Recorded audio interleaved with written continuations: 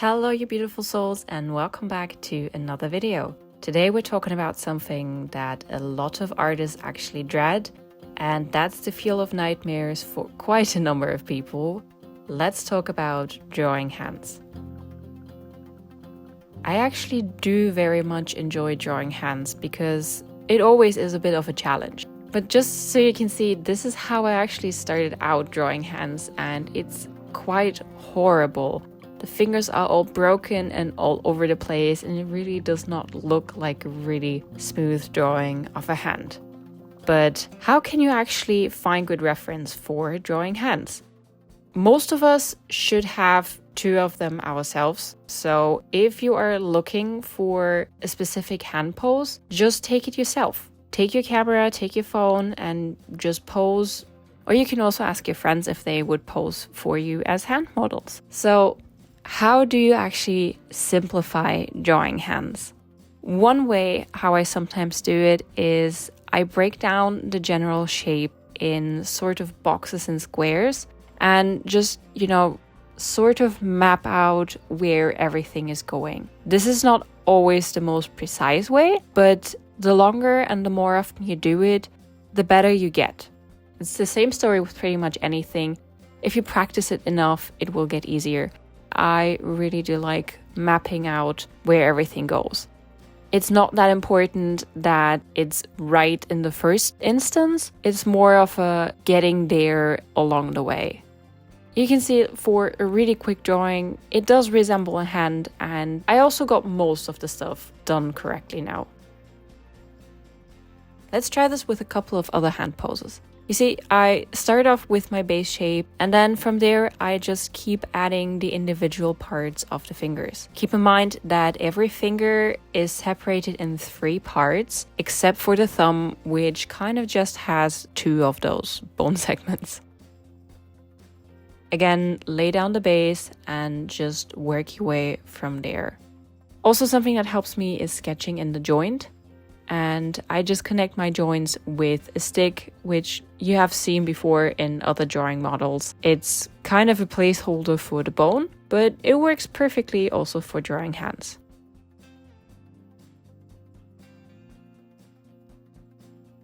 So even if you have very weird hand angles, this actually works really well, because all you really have to do is visually separate what you're looking at into different shapes and forms. And that is something that I actually find very helpful if I don't think about that I'm drawing a hand and just rather focus on the shapes. I stress a little bit less, and those drawings tend to look better than as if I'm focused on, oh, I'm drawing a hand, this has to look like a hand and it needs to be perfect. So instead, just focus on the shapes and focus on getting the shapes right, and eventually it will actually look like a hand. And also keep in mind, as with anything, practice is key, so the more often you do it, the better it gets.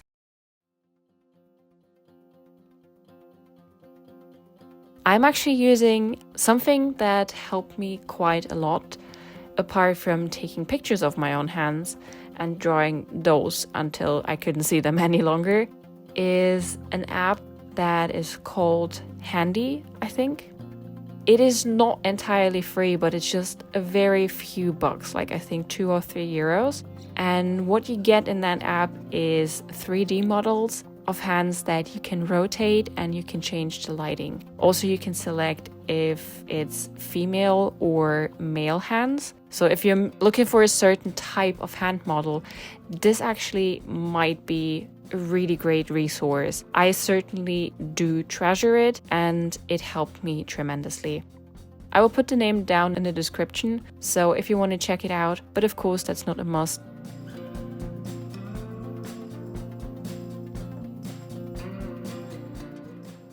Another really simple yet very effective way to practice drawing hands is to take your non-active hand and draw on it.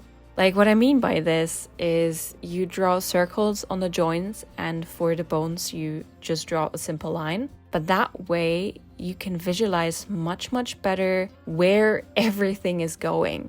I do recommend to use a pencil or a pen that washes off rather quick, because for obvious reasons. But let me tell you, this really makes drawing much easier. You also don't have to be super precise. Like in the hand, there's quite a number of bones and you do not have to show all of them. It's really just about getting the idea and mostly for the placement of the fingers. So let's have a look at that.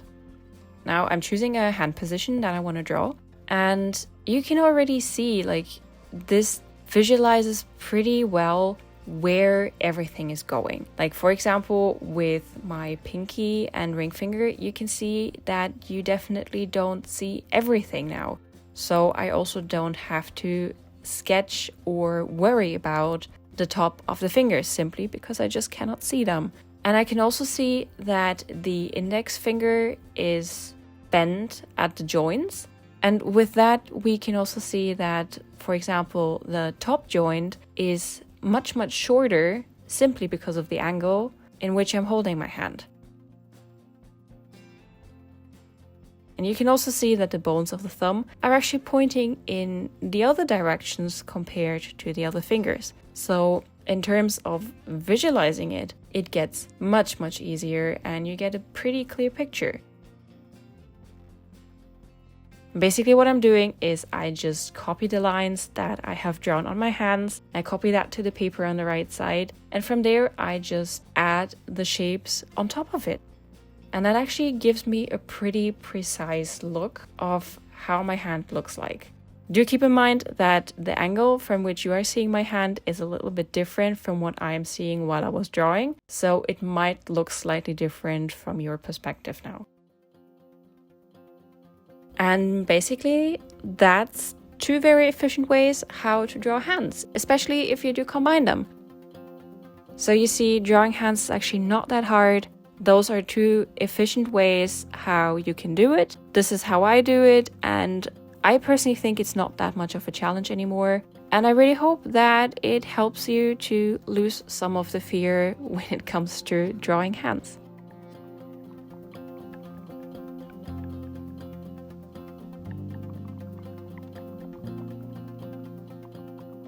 As always, thank you very much for watching this video. I really hope you enjoyed it and that I could give you a tip or two.